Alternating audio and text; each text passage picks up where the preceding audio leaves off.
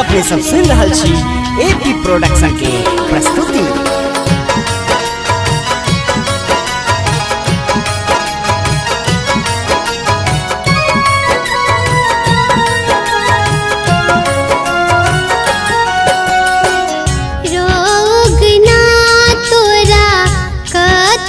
तकियो तकते तकते थाक गेलो रोग ना तोरा कता तकियो तकते तकते थाक गेलो बारी में तकलो फूल बारी में तकलो तैयो ने उगना तू भेटले रोग ना तोरा कता तकियो तकते तकते थाक गेलो रोग ना तोरा कता तकियो तकते तकते थाक गेलो।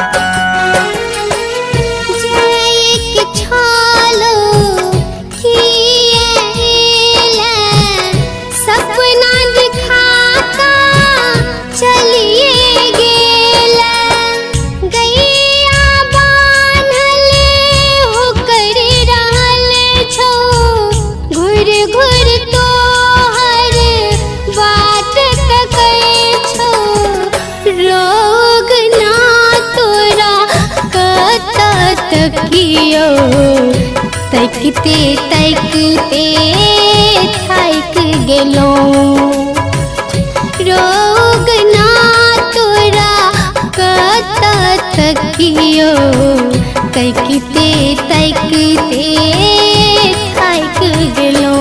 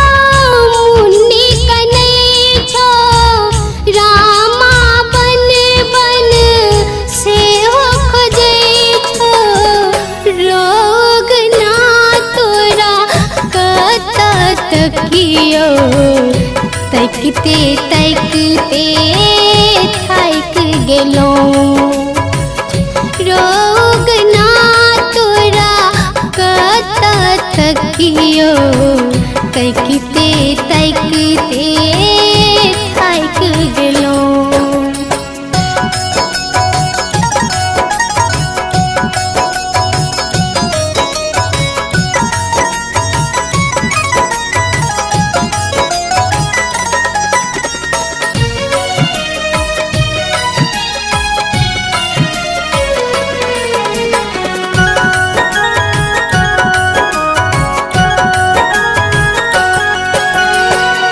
एक